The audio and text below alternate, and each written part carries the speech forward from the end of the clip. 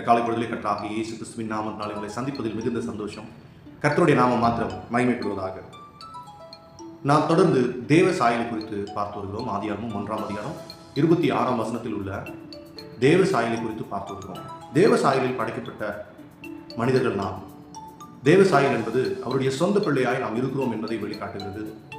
எனவேதான் அவர் நமக்காக பூமிக்கு வந்து மனித உருவம் எடுத்து நம்மை விட அதிக பாடுகளை பட்டிருக்கிறார். நம்மை மீட்டெடுக்கும்படியாக நம்முடைய பாவங்கள், சாபங்கள், தரித்திரங்கள், வியாதிகள், நோய்கள், இல்லாமைகள், இயலாமைகள் எல்லாவற்றையும் சிலுவையிலே சுமந்து தீர்த்திருக்கிறார். இந்த தேவனுடைய அன்பை நாம் ஒரு நாளும் மறக்கக்கூடாது. மறக்கும் பொழுதுதான் மனிதன் பாவத்தில் விழுகிறான். மறக்கும் பொழுதுதான் சுயம் அவனுக்குள் மாம்ச இச்சையாய் வெளிப்படுகிறது. அது பொன்னாசை, பொருளாசை அல்லது இச்சையை சம்பந்தப்பட்ட ஆசைகளாய் மாறிவிடுகிறது. உலகம் நிரந்தரமானது என்று நினைத்துக் கொண்டு பல நேரங்களிலே உலகை சார்ந்து வாழ்ந்து விடுகிறோம். ஆனால் உண்மையான கிறிஸ்துவன் பாவத்தை வெறுப்பான், தேவனை நேசிப்பான். எப்படிப்பட்ட நெருக்கடியின் சூழ்நிலையிலும் பாவத்தை வெறுப்பான். ஏனென்றால் அவன் தேவனுடைய பிள்ளை என்பதை அறிந்திருப்பான்.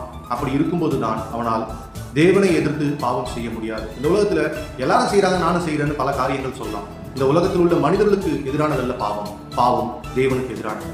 இதை உணர்ந்த ஒரு மனிதன் யோசேப்பு. ஆதியாகமம் 39ஆம் அதிகாரம் 9ஆம் வசனம். போத்திபாருடைய மனைவி பாலியல் சீண்டலுக்காக அவனை துன்புறுத்துகிறார். ஆனாலும் அவன் பாவத்தை செய்யாமல் தவிர்க்கிறான். அது எப்படி என்று பார்ப்போம். இந்த வீட்டிலே என்னிலும் பெரியவன் இல்லை. நீ அவருடைய மனைவியாய் இருக்கிறபடியால் உன்னை தவிர வேறொன்றையும் அவர் எனக்கு விலக்கி வைக்கவும் இல்லை. இப்படி இருக்க நான் இத்தனை பெரிய பொல்லாங்குக்கு உடன்பட்டு தேவனுக்கு விரோதமாய் பாவம் செய்வது எப்படி என்றான். தேவனுக்கு விரோதமாய் பாவம் செய்வது எப்படி என்றார்.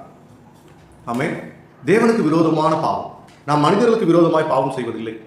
சிலருக்கு சில நேரம் பாவம் நல்லது போல தோணலாம். சிலருக்கு சில நேரம் இந்த உலக வாழ்க்கையினுடைய அழுத்தங்களுக்காக பாவம் செஞ்சு நம்ம சிற்றன்பங்களுக்குள்ள வாழ்க்கை நடத்தலான்னு தோணலாம். ஆனால் அது நிரந்தரமானதல்ல. அது மட்டும் இல்லை, மனிதர்களுக்கு எதிரானது பாவம் அல்ல. நாம் பாவம் செய்தால் டைரக்டா கர்த்தருக்கு எதிராக தான் பாவம் செய்யணும். கர்த்தருக்கு விரோதமாய் பாவம் செய்வது எப்படி அப்படின்னு யோசிப்பு கேட்கிறார்.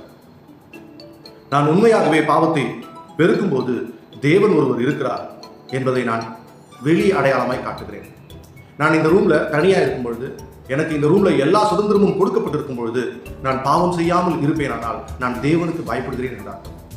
அதுதான் என்னுடைய குணாதிசயமாய் இருக்கணும். அதனாலதான் அவருடைய சாயலாக அவருடைய ரூபத்தின்படி நம்மை படைத்தார். மாம்ச இச்சையில் நாம் மதியினத்தில் விழும்போதுதான் பாவத்தில் விழுகிறோம். தேவனை அறியாததுதான் மதியினம்.